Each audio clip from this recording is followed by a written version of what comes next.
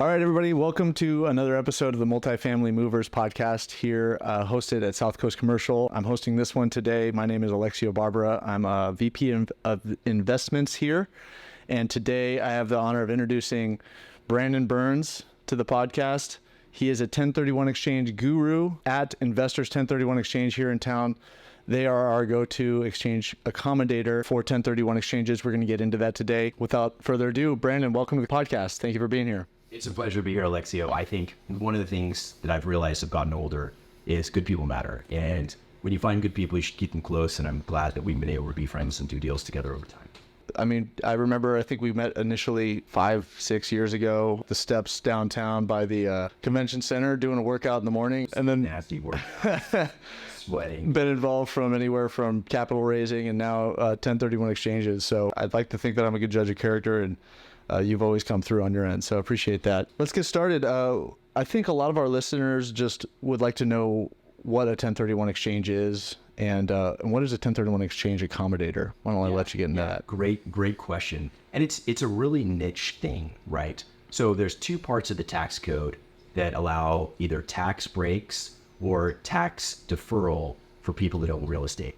Section 121 of the tax code is a tax break for people who live in their primary residence. Mm-hmm. It's really powerful, right? Mm-hmm. $250,000 or $500,000, depending if you're single or married, can go tax-free into someone's pocket. Mm-hmm. However, if someone's an investor and they own real estate that they don't live in, that they use for investment or business purposes, they can use Section 1031 of the tax code.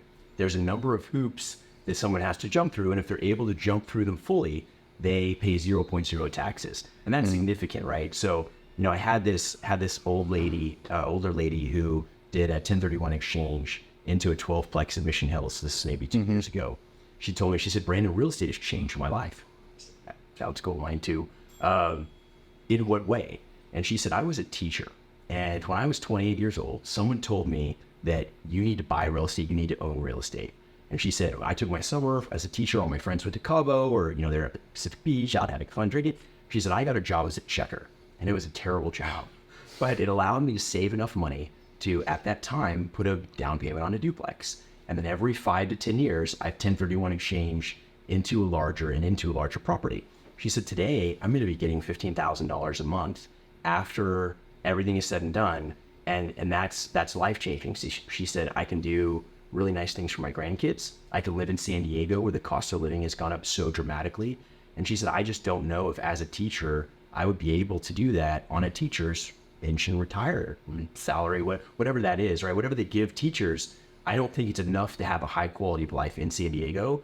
And that one decision to buy that real estate changed her life. Mm-hmm. And so, you know, that's what I always enjoy is being a part of people's success stories. I think Warren Buffett has two major rules for investing. Number one, don't lose money. Number two, pay attention to rule number one. And taxes is the biggest way for you to lose money, right? So if you don't have to give up 30 or 40% of your profits every 5 to 10 years like this lady, then you can just grow that income stream over time really dramatically. And then at some point, if you were to pass away, which happens to all of us, that gets passed on to the next generation with a step up in basis. So all of the growth that happened in someone's life before they pass away, their heirs don't have to pay taxes on. So it's really powerful when it comes to estate planning. It's really powerful when it comes to, you know, growing your wealth without having to give these big chunks to the government along the way. Right. Well, I know what you said there. You know, everybody passes away one day, and in real estate, we call that the real estate end game, because that's how you wash away all the capital gains that have existed prior to that and pass it along to your kids. And prior to that, throughout your life, avoiding it through the 1031 exchange process. So how does the 1031 exchange process work? What are those hoops that you need to jump through to make sure that you're abiding by the IRS rules?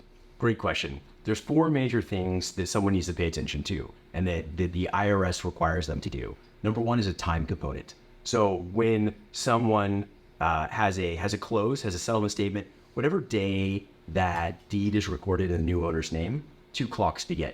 You have a identification clock or identification timeline where you have 45 calendar days to come up with a number of properties you may or may not end up purchasing and write them down. And you also have a 180-day exchange timeline or exchange clock. They both start on the day you no longer own the property. 180 days is 6 months, but it also includes Christmas, New Year's, so on and so forth. So the IRS is going to look at those settlement statements to say, were they done within 180 days of each other? So that's the first hurdle. And I think that's the one people know the most often, right? And you can find that on a quick Google search. Not as many people know the second. Second is a value component. So the IRS has decided that real estate people might be smarter than they are. And that may be true. I have a lot of clients that definitely are, but I don't think that's always true. The IRS is still taking that position. Right. So what they look at, you can take out a loan and pay that off, or take out a loan, and that's not a taxable event, right?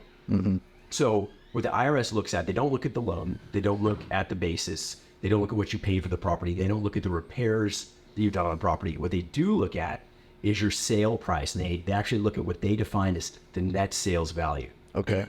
The net sales value is the gross sales price minus the permissible expenses, and permissible expenses are essentially just the costs of the people that worked on your closing. So you have real estate commissions, the title insurance cost, the escrow, 1031 exchange. So let's assume that's 6%, right? You sell a property, you sell a duplex for $1 million. You can subtract that 6%. 60 grand left with 940. 940. You have to buy at 940 or higher. If you buy at 900, certainly fine. You're going to get taxed on that variance. On that difference. $1,000 Right. difference. And a lot of people, today they say, hey, I'm not sure exactly what's happening in the economy. I'm not sure exactly where the world is going to go. I want to be safe. So, maybe they bought a property for $500,000. Maybe it's worth $1 million, just using that easy numbers for math, right? And they say, okay, I'm going to sell it. I'm going to take my $500,000 profits, and I'm going to buy another $500,000 duplex. And I'll rinse and repeat, right? I bought for $500, it's worth $1 million. Let me pay off the debt. I'll buy for $500. Hopefully it'll be worth $1 million. That creates a taxable event. And people just don't know that. That's front and center of every client I talk to. And occasionally I have clients that come in and they're buying, something for significantly less. And I remind them, hey, remember when we talked about this twice? So, oh my gosh, I didn't know. Wait, I'm going to be hit with taxes. So I always really want to emphasize that value hurdle, that value component the IRS are going to look at. And the simplest way to put it, I think, is like you said, it's the purchase price minus the selling expenses. A lot of people get confused with, I got to replace the equity and the debt. I mean, yeah, well, equity plus debt equals the net sales value. So usually, there are some expenses that are non-permissible. So like loan expenses, the government says, hey, listen, you didn't have to get a loan, which I think that's ridiculous, but they decided loan expenses. So if you have prepayment penalties, that doesn't count. Really? If you do seller credits, that doesn't count. If seller credits, not even for like repairs on the property, anything like that. Repairs on property, inspections, doesn't count. So there are closing costs. They're not factored into that. So I think there was a time where you had to replace debt plus equity. I think a more accurate way to look at it today is saying the sales price minus the cost of the people they worked on, because then you could also have, again, loan points, credits, inspection, environmental, right? That counts. Right. Yeah. Interesting. Like you said, they think people are smarter than them, so they try to dumb it down so that there's no way around it. So what does an exchange accommodator do? Where does your company's Investors 1031 Exchange, where do they fit into the process? Why are they important? Yeah, so hurdle number 3 out of the 4 is that the tax code says you have to use a qualified intermediary, and the seller cannot take receipt, or even what the IRS calls constructive receipt, of the funds. Okay. So you have to have a 1031 exchange company involved. What we do is we create a legal agreement prior to the sale, and that has to be specific to the buyer, it has to be specific to the seller, and it has to be specific to the property. So there has to be a contract in place. So you create those exchange documents, and that's the legal mechanism that allows for the deferral of taxes. Then we work with whoever's handling the closing. Here in California, that's an escrow company. In Texas and Colorado, it's a title company. And in the original 13 colonies, it's a closing attorney. So whoever the closer is, we work with them. We make sure that they're doing the right things the IRS wants. The IRS wants that settlement statement a little bit different. So we make sure that happens. Again, sometimes the closer knows that, sometimes they don't. We make sure that's the case. And then once the property is sold, the money is sent to a escrow account that we create for the seller so that they don't take constructive receipt of the funds. We provide a proof of funds that says, to a may concern, Mr. and Ms. Seller have $500,000 sitting in, Wells Fargo account 1, 2, 3, 4. But that keeps someone from touching that money, because a taxable event occurs when two things happen. One, you make money, which most people in real estate have, right? Like, especially here in Southern California. Two, you have to take possession of that money. It's kind of like if you bought Apple stock the day it IPO'd, maybe you bought it for $1,000, and maybe today it's worth, I don't know, what, like $1 million. Yeah. But you haven't had to pay taxes on that growth along the way because you never took possession of it, right? So a key part of the 1031 exchange, we escrow and custodian those funds so that somebody doesn't take constructive receipt or either receipt of those funds and make it a taxable event. Technically, it's like it stayed in the stock. The stock never got traded. Right. Right. Exactly. And you guys are kind of the transitive entity that allows for that process. I don't think I've been called a transitive before.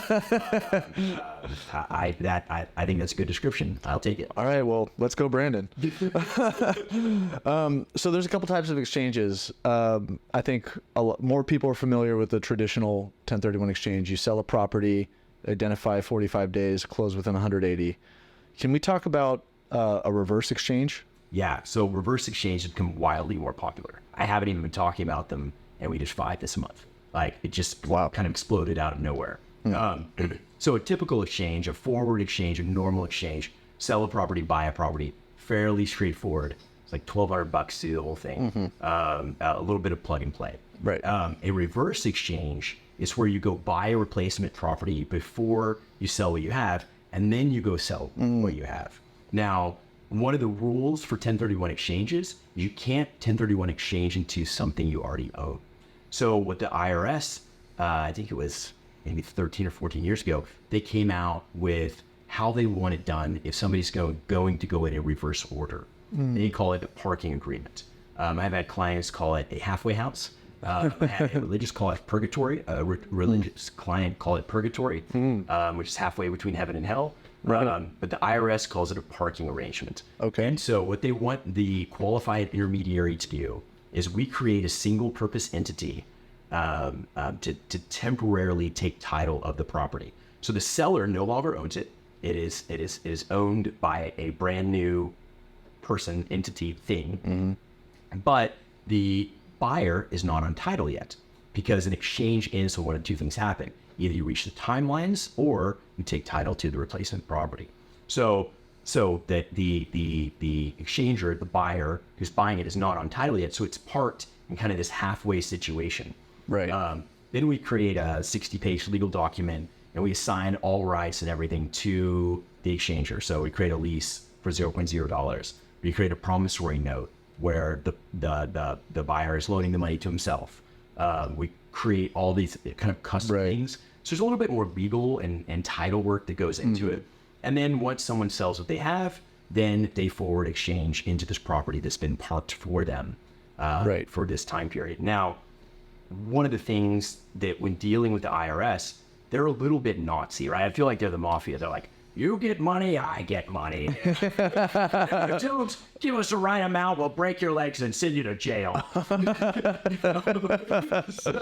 So they're really aggressive about forward exchanges, and they're really aggressive about a lot of things. They're not aggressive about reverse exchanges, which I find wild.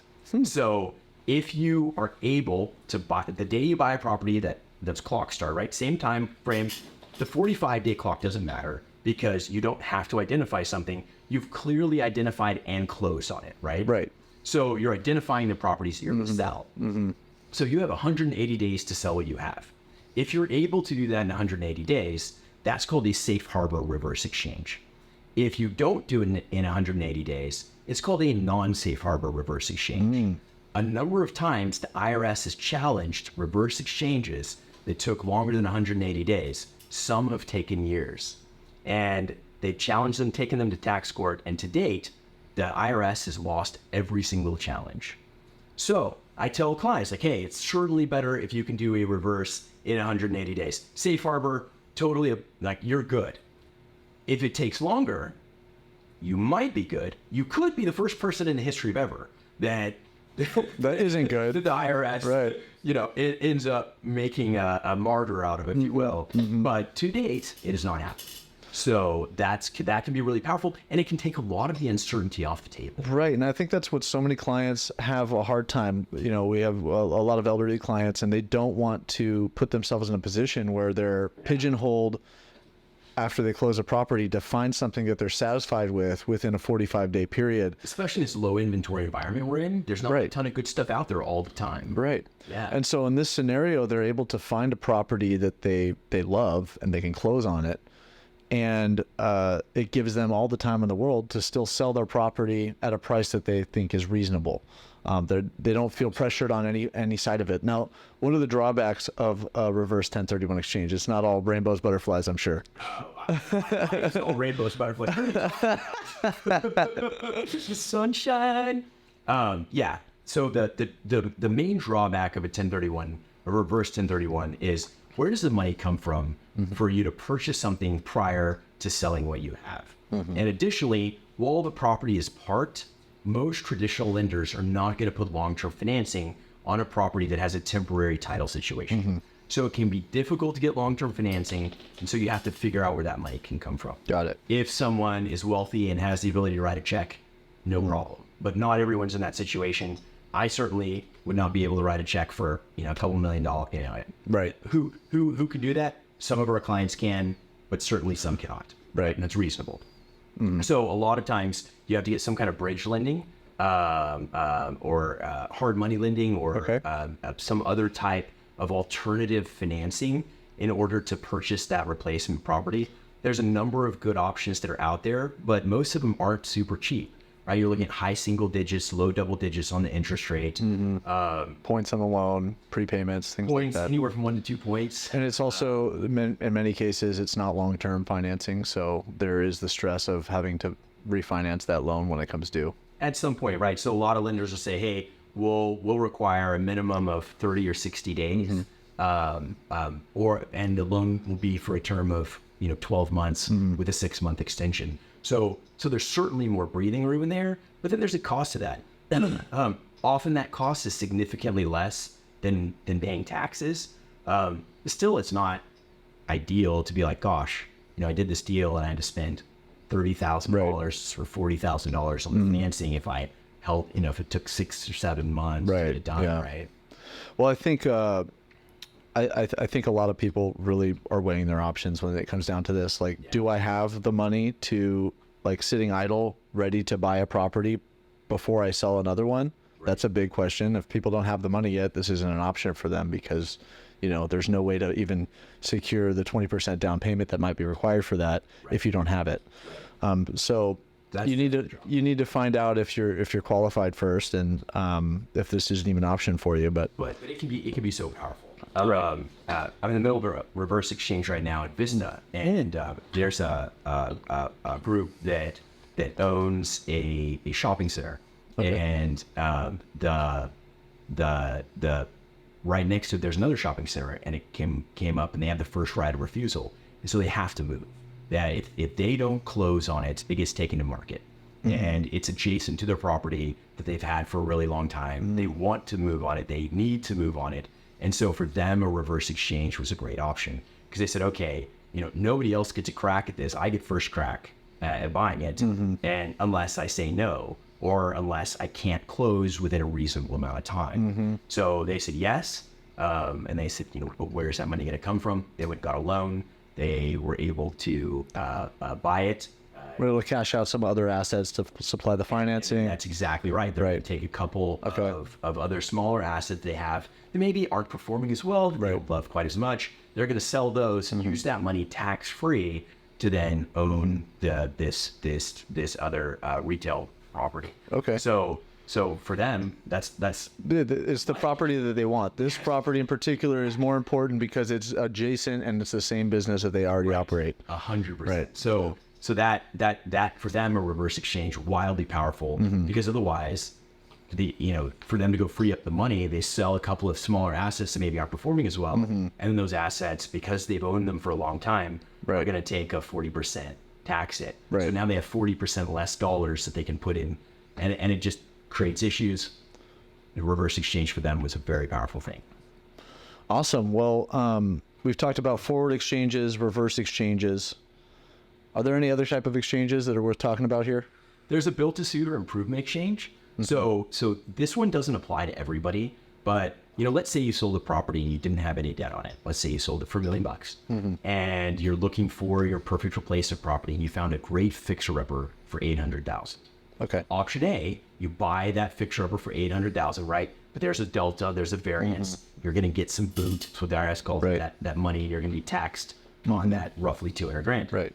Or you can do an improvement exchange where, again, we park the title for a period of time. Got it. We, the exchanger can't touch the money. So as people make repairs, they have contractors or otherwise that are out working on the property, they send the QI, the 1031 exchange company, the bill, and we send a check or a wire the next business day and make sure that person gets paid. Interesting. You can use that money tax-free to improve the property, and then either A, when the money is fully spent, or B, when the property is fully repaired, then we take title out of that parked entity and we put it where it needs. Well, the point of an improvement exchange is to take the money that was freed up by the sale and use it tax-free to improve the property. Got it. Okay. Right. I see. Yeah. So that's where it can be powerful. You sell this building for $3 million, but you find this great fixer-upper right next to San Diego State University. You're like, okay, this is awesome. I'm going to buy it for $2.5 million, and this extra $500,000. Yeah. Let's improve the property tax-free. This way we can avoid paying any of the 40%, 50% tax implications from that $500,000 delta. We're going to put that into the property, and then by the end of it, it's going to add up to $3,000,001. Right. And that's how we're going to frame it in the eyes of the IRS, so that we don't have to incur any boot. That's exactly right. Got it. Now, the only caveat or the only drawback with an improvement or built-to-suit exchange, you're still limited by the 180 days. Okay. So how fast can you spend the money? People have asked me like, hey, is IRS going to come check, the foundation, or are they going to you have to think the IRS, they essentially sit in a windowless room. They can the closest bathroom to you, put a desk in it, and that's their life.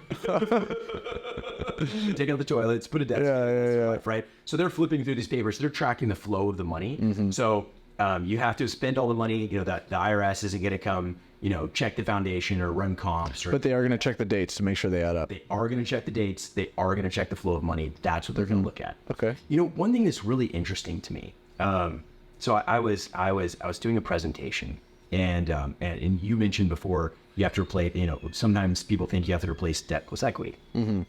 So I was doing a presentation in San Diego to about 250 people. And I was walking through kind of my thing about value, you have to replace. And a guy says like, that's wrong. Yeah, as an older gentleman was, that's wrong. He said, you need to replace the debt dollar for dollar. And I think that may have been true at one time. I've been in this business a little bit less than a decade. And I think prior to that may have been true.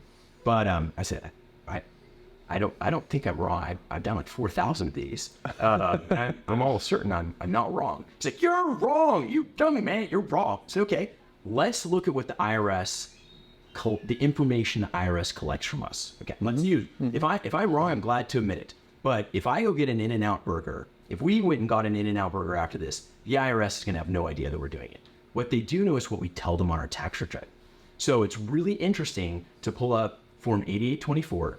It asks 5 questions, and that is the only information that the IRS collects about your 1031 exchange. Interesting. The first 2 questions, it essentially asks the same, but about the property that you sold and the property you bought. It says, can you write a description of the property? It wants to make sure it's real property. A 1031 exchange has to be selling real property, buying real property. Good rule of thumb, if you pay property taxes, it's going to work. So they want you to write a description. They want to make sure it's on an airplane, right? They want to make, because it used to, you could do Right. They want to make sure it's on an airplane. They want to make sure it's on a car. So It needs to be like kind. It has to be like kind. It has to be real estate. It has to be real property. So you write a description. Okay, I sold an office building, and write a description of what you bought. I bought a multifamily asset. So that's the first piece of information they're trying to bestow. Third question, so that was 2. Third question is, they say, what day out of your 45-day identification time period did you identify your replacement property? with that, they're trying to ascertain, did you use a 1031 exchange company compliantly like you're supposed to? Did you identify within that 45-day window, are you following the rules? So you're right, I identified on day 44. And then lastly, it asks you about the time. What was the date? It wants to know the dates that you sold, the dates you bought. And then the last question is, was this a related party transaction? Did you sell it to your dad? Did you buy from your cousin? Needs to be arm's length. Well, so it's not wrong if it's a related party transaction, but there's been fraud around that in the past. And so if it's a related party transaction, then they want to know a bunch more information. Right. If it's not a related party transaction, that's all the information they collect. They don't have a mechanism to ask how much debt you took out or paid off. They literally do not collect that information. They don't have a mechanism to, do all of these additional questions that sometimes people have. And so sometimes when somebody really wants to get in the weeds, like, I think I need to do, like, what about the certificate of occupancy? And I need to do that. So, hold on. Let's look at the information the IRS collects. Are you doing it in the right time period? Are you using a 1031 exchange accommodator? Are you buying real property? And then also, is it the same taxpayer? It has to be the same taxpayer that was sale to buy to show up the same tax return. If you're doing those things, you're good. You pay 0.0 in taxes. So, and that's a powerful thing to not have to give up a vig to the government. What I'm doing, I have so many residential agents that call me, and I have to do the whole spiel for the residential agent. Then the client calls me, I redo the whole spiel for the client. Then half the time I'm like, hey, I want my partner or my wife, and we redo. So I'm saying the same thing 3 different times. Right. So what I wanted to do with this little bit of content I created was I took 2 minutes over each point, 2 minutes over time, 2 minutes over value, 2 minutes over financial, 2 minutes over continuity of the taxpayer, 2 minutes over like kind. And so I'm going to send them, I'm going to say, hey, I'm busy today, if I am busy. I'll talk to people when I can, but assuming that I'm not available the moment they want to speak, I'll say, let me send you an email. Just look over it real quick if you can, and let's set a time to talk. So now, saying, hey, here's some important points: time, value, financial, continuity, like kind. And then now when we're talking, I'm not having 3 45-minute conversations saying the same thing. I'm having 3 15-minute conversations speaking about their specific stuff. So we're starting from a more informed place. You have to do that. I mean, because your time is super valuable. Well, my time's actually not, but right now I'm still getting probably 3 or 4 referrals a day. So let's say that's an hour and a half per client. That's 9 hours of time on the phone. Well, if I can accomplish that and do it better, where people can look back and see, and only spend 3 hours, then I'm not going to the beach. I'm doubling my business. So one of the things that I see that I think is really important for people doing exchanges, you just have to set it up beforehand. I had a heartbreaking call with a guy about 3 or 4 months ago that I don't think I'll ever forget. He sold a commercial property and he was under contract to buy another commercial property about 3 or 4 weeks later. And he calls me and he says, hey, Brandon, I sold this property 4 days ago. I want to set up an exchange. Got this other property I'm going to buy. I sold it for $4 million. I'm going to buy this other one for $5 million.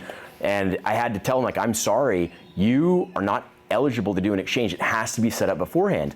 And he's like, no. Like I didn't take possession of the money. The bank has possession of the money. It's cross-collateralized with some other assets. And I told him, I was like, I'm sorry, because that even though the bank has your money, you have constructive receipt. You have the ability to influence that money. It's sitting in a bank account with your name on it. You are no longer eligible for the tax deferral as outlined in Section 1031. And so he's still, same thing, sold for $4 million, bought for $5 million. He paid $800,000 in taxes that he didn't have to pay. $800,000. Qualified intermediary before close of escrow. Before close of escrow. Right. So if there's one thing that I can shout from the rooftops, I think my number one goal for people is to make sure they have the right data to make the right decision. What's heartbreaking to me is when people are in a situation, they don't have the right data, and then the decision that you make is going to be random. It could be good, it could be bad. You just don't know, right? This guy just didn't know, and it cost him $800,000. Yeah, that was a big mix-up. I wanted to ask you something because my motto at South Coast Commercial and my group, Gonzalez Barber Group, we scream from the rooftops, good business only. I wanted to ask you, what does good business mean to you? Good business means to me, one of the things that happens in real estate a lot is real estate is essentially insider trading, right? Because if you have more information than other people in the stock market and you act on that information, you go to jail, just like Martha Stewart did. In real estate, if you have more information than someone else and you act on that information, you make money. If you know that a university is buying up land to build, if you know Disney is buying up land to build, and you have that information and someone else doesn't, then you understand the value is going to be different, or at least the value to you, the future value. You have this information they don't have. So I think good business is just being honest and transparent with people. Like, hey, here's what I want to do with your property, right? Someone has a property they're really proud of. It has trees that they wanted to build for a long time. Maybe they're fine with taking $10,000 less. Like, hey, you know what? I'm going to keep your trees that you've planted, and someone else might not do that. And I think if you're transparent with people and you're open with people and you let them know what you're wanting to do, then I think that's a really good business practice. And I think that really can help people win, right? Because in real estate, it's not always about paying the highest price. It's not always about having the absolute best tenant in a property. It's not always about the highest and best use for a property. There are other things that come into play, and there are other things that can have value. And if you can communicate that, at the Exchange Company, we really work every day on having more transparency, more communication. Every 3 or 4 months, we find another system that creates more transparency, more communication, and that continues to cut down on problems.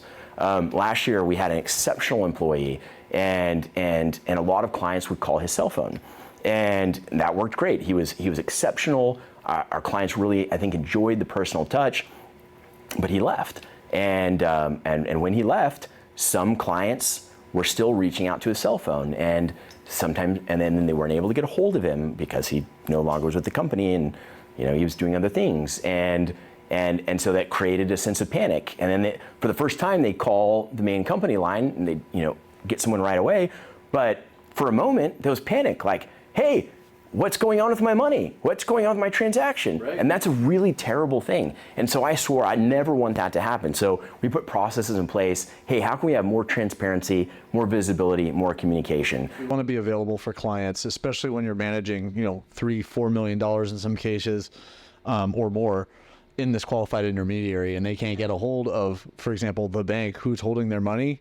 You're going to freak out as a client. And I totally agree. And I think that's really kind of important across the board, right? I think that's something you do a really good job of is, informing people, educating people. I think you're one of the good guys in real estate. You say, hey, here's what's going to happen. Here's something you can do with it. Here's something maybe you didn't think of. Hey, let's communicate. Hey, let's be transparent. Hey, let's do all of these things. And I see you often being proactive. And I think that's what creates good business especially in markets that maybe don't inherently have transparency. I think the real estate market is getting more transparent over time. The online title searches that you can pull. I mean, these are all things that are helping the real estate industry continue to grow up. And my goal, and I'm sure yours, is if we can be at the forefront of that and do good business in that way, everybody's happier, everybody wins, and we can be part of change. Appreciate your insight on that.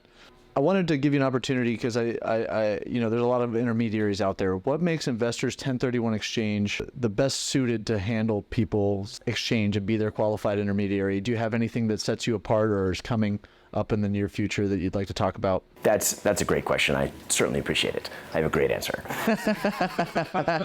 So I believe there's 3 types of qualified intermediaries, 3 types of 1031 exchange companies. The first one is large publicly traded companies. There's really 2. Then you have kind of your regional 1031 exchange companies, which I would classify us as. And then you kind of have your one-man shops. So when you're dealing with these large publicly traded companies that are conglomerates, the 1031 exchange is a low margin, high volume item. And so it's one of the less profitable things that these conglomerates do. Title insurance is actually the most profitable insurance in the world, because with title insurance, you're actually looking at past events. Every other type of insurance looks at future events, right? Are you going to get in a car wreck? Are you going to get sick? Are you going to die, right? These different types of insurance, all future. Title insurance looks at the past and said, did you have a lien? Is your title clear from previous things? And because of that, title insurance pays out, a lower amount than if you're trying to predict the future. So that's where these conglomerates make a vast majority of their money. So they often hire kind of lower paid people with potentially less experience in the business unit that is the 1031 exchange, because it's not wildly profitable, and they're beholden to shareholders. Their main goal is to do more title insurance business, right? They want to do these higher margin items where they have the ability to play in a number of different pools. The 1031 exchange keeps the clients kind of in-house, right? But it's not wildly profitable, so they often don't have a lot of talent helping someone with that. So if anything goes awry, those people are trying to move a client from box A to box B to box C. If they can't move them to box B, pay taxes. They don't care, right? They're like, I'm a processor. You have to move to here to here, and because they're so large, they can't be creative. They can't help. So that's what I believe about the publicly traded companies. For the regional exchange companies, often you're able to get people who have a higher level of experience, people that like I've sat atop probably 4,000 exchanges at this point, and I've seen a lot of different situations where I know, hey, you can pull this lever over here. Hey, have you thought about this? And we should do a podcast at some point where we talk about really advanced exchange strategies. What if I could get somebody to loan you money using a 1031 exchange? You think that might not be possible, but I promise you it is if you set it up right. So there's some really interesting and incredible things you can do with these advanced concepts that I've been lucky enough to be in the passenger seat as I've seen very talented people do this over time. And so, my goal, I'm not 2 years in the industry and then at some point I'm going to move to a higher paid job and I'm out of 1031 exchanges. This is my world, this is my home, this is my forever. And we built a really strong team. We've got someone who's an escrow officer for 20 years. She adds a ton to the team, and she's, like the Farmers Insurance commercial. Fix this a thing or two because you've seen a thing or two. I don't know, but she's got decades in real estate closings, and so she brings another. She has all this experience. She has all this experience, and she brings another set of eyes to a transaction. Hey, 5 or 10 years ago, I saw somebody do this. What if you tried something like that, right? So we're able to be really collaborative. We're not just trying to move people from box A to box B to box C. And then you have the one-man shops. If they have the time and the bandwidth for you, they can be fantastic. If they get busy, it can be harder, because you only have so much time in a day. But then I've said, okay, how do we differentiate ourselves from the regional shops, right? There's some great ones. Bill Exeter, one of the OGs of the industry. I have a lot of respect for that guy. How do we differentiate ourselves from folks like that? And so we've done a couple of things. Number one, we built a system that has passed a number of SOC audits, and provides visibility and transparency to other people in the exchange. So if you go do an exchange as an agent with any other 1031 exchange company, you're going to be copied on stuff, and you hope you get copied on the right things. Sometimes you have to ask for stuff. If you don't get copied, we set it up in our system. You're automatically copied either on all communication or important communication, so that you don't have to worry like, oh gosh, somebody forgot to add me to an email. So we tried to create this higher level of transparency for everyone who's working on improve the communication. improve the communication, improve the transparency. We've got systems and automations. So, if somebody's getting close to their 45 days, it's like, gosh, I forgot to call them. Yeah, hey, you're on day 44. Have you figured it out? No, they're going to consistently along the way. They're not only going to get reminders, but we've created some of the things we've talked about on this podcast. It's little videos. Hey, how much real estate do you have to buy? Clearly, we've talked about that at the beginning. They're going to get a 2-minute video on day 5, right? What vesting, what entity, what taxpayer needs to buy the next property? They're going to get a little video on day 7, right? So they're constantly communicated with, constantly dripped on. That's one way. Way number 2 that we're just rolling out right now, we're creating a private platform deal room. So one of the things that I think you do a really good job of here at South Coast is you have great collaboration between the agents. And a lot of times you're able to get a deal moved without having to take it to market. You can get a better price, you can get a better buyer, right? So how do we take that concept and really roll it out and expand on it? So we're putting together a deal room where it's essentially a private platform for coming soon properties. And we're really selective about the agents and the groups that we allow into it. So we make sure that it's only good brokers that are doing good business, and those people are able to put their coming soons on this platform. And so our clients are able to get this higher level of visibility and access to properties they might not have access to otherwise, right? And so again, transparency and communication, and so the broker can say, hey, when you're getting a listing, you can say, hey, I've got this qualified intermediary. Let me just give them a quick call. Hey, Brandon, I'm looking at bringing a property to market. It's around $4 million. Do you have any exchangers? I say, yeah, I do, but I don't really know we're in the process. Why don't you put them in the deal room? Boom, goes in the deal room. If I have 400 or 500 or 600 open exchanges, a significant amount of people who are sitting in cash and are real buyers are able to immediately move on that property, get to see it before anybody else. So we're just continuing to foster collaboration with the people that are good business people in the space. So I think that's another way that sets us apart. I can definitely see that providing a lot of value, especially in this market. We have to find ways to work together because there's fewer buyers and there's a bigger disconnect between buyers and sellers because of the rate climate. So maximizing the people who are active, which happen to be 1031 exchange buyers most of the time, there's a tax incentive there, meaning that they're more inclined to be active, and putting deals in front of them and collaborating. I think that provides a huge amount of value in this day and age. Absolutely. If we can get everyone to win, that's what matters, right? So that's one thing. Some of the other QIs, they also, and kind of the last thing I think that sets us apart, some of these other QIs, because that a 1031 exchange just isn't a high margin item, right? $1,200 to do a normal forward exchange. Some of these other QIs say, hey, we're going to also get in the escrow business, right? Hey, we're also going to get in the lending business. There's a local QI in North County, and he's really focused on lending. He even lowers his prices a little bit below ours and says, hey, we're the cheapest, but then he comes in with the lending and he tries to do all the lending because he can make bigger bucks there. Right, and that's really where his motivation is. He's losing money on the front end. Basically, right? So there's a really good experienced escrow company here in San Diego, and they have a 1031 exchange division. It was run by the founder, and now it's run by someone else, but that's not their main bread and butter. And so all we have a great team, and all we do is 1031 exchanges. And I might be biased, but I think that makes us better at it. I'm not over here trying okay, what is the lending market doing? Let me pay attention to lending. I'm not over here saying, okay, well, we've got 15 escrow closings today. Let's try to get to this exchange when you can. All we do are 1031 exchanges. I think that makes us better.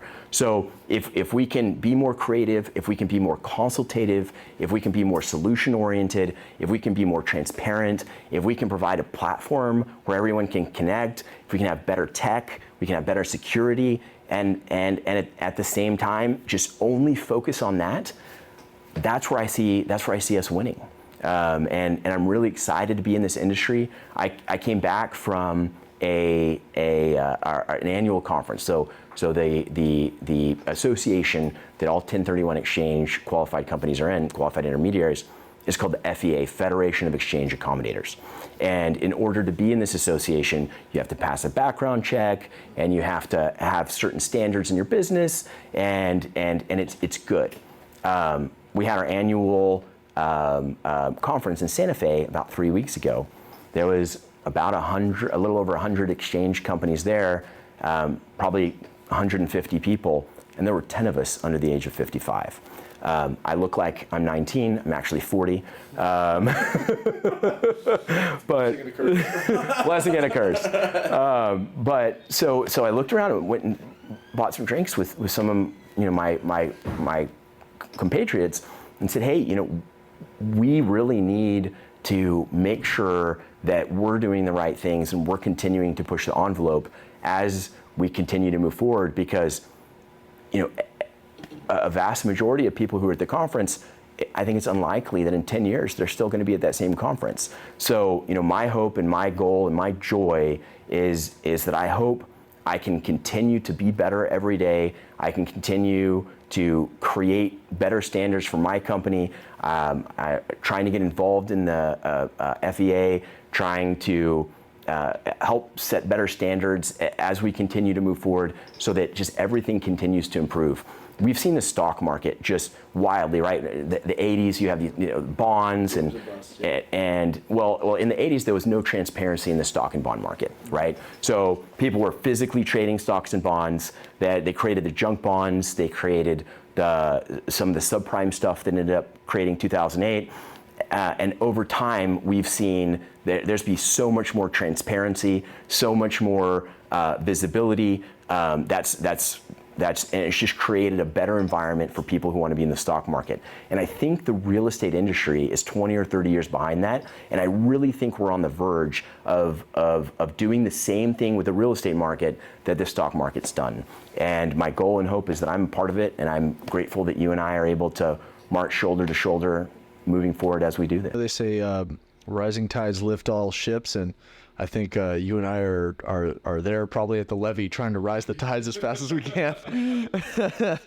So, wanted to just kind of in closing here, just, thank you. You've provided so much value for our listeners here. And what's the best way for them to get in touch with you and learn a little bit more about your company?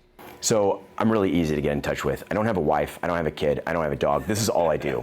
So number one easiest way, pick up the phone, call the office, 858-539-1031. It's cool that it's that 1031, right?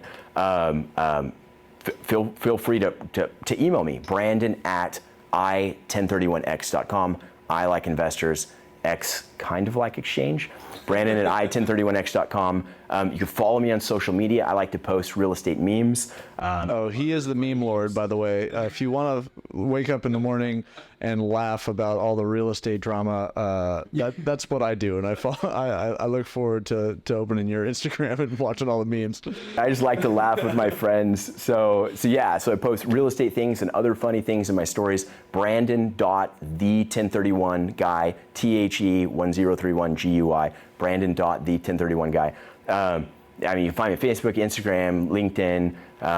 Put your info in the show notes. Easy to find. Well, again, really appreciate it. And if you are listening to the podcast, we appreciate you as well. Please like and share. If you know someone who's in an exchange, this would be a great resource to share with them and get them in touch with Brandon. It really helps us grow this community as well, and we appreciate you being a part of it. I think it's really important that people know they don't even have to use us. I just don't want to see anybody ever calling a QI 4 days after a close and having to get $800,000 to the government when they don't have to. So yeah, I would absolutely agree with everything you just said. And then if somebody has a question, one of the things I really like about you, Alexio, you're always willing to give collaborative advice. Some people in this business are really transactional, and I've seen people who, pick up the phone like, what do you want? What are you going to do for me? And you're not like that. That's one thing that I really value and appreciate about you. So I would also add, anyone who's listening to this, if you want to know more about multifamily, you have a question, you're doing a deal, you're stuck, give Alexio a call. And he's such a collaborative, educational resource. Well, thanks, Brandon. I didn't expect you to play the Uno reverse card on me, but hey, man, really appreciate it. There's some people that are so transactional. They literally, I was literally, this is maybe 2 weeks ago, I was doing a deal and the exchange client was older. He said, can you please call, and it was closing within, and we got it like 2 days before the close. He's like, can you please call my agent? And call the agent, and it goes straight to voicemail. And if I get a call, I go straight to voicemail. I think maybe somebody's in an elevator, maybe they're dialing, always call a second time. Call a second time, guy picks up, what do you want? Like, trying to hold, so-and-so the agent. He's like, what do you want? I'm like, well, like your client, so-and-so asked me to call. Click. Sometimes people are just so focused on what they want to do and what you can do for them, and you're just not like that. So, well, I appreciate that, Brandon. I think, like you, I'm just trying to share information, and even if they don't work with me, I think that if they make a better decision based off of something I told them, I sleep well at night knowing I've helped them out. That's important. Thank you very much, Brandon. It's a pleasure. All right, pleasure having you on. Thank you.